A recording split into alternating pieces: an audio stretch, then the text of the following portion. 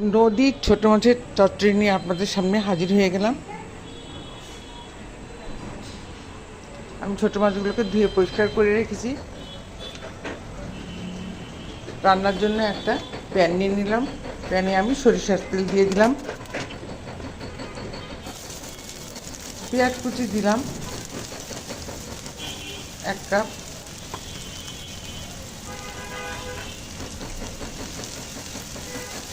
এখন নেড়ে দিচ্ছি। হলুদ গুঁড়ো, লাল মরিচের গুঁড়ো দিয়ে দিলাম।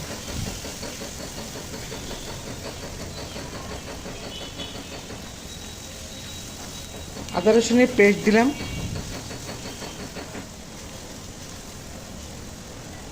সেটা নাড়াচাড়া করে নিলাম।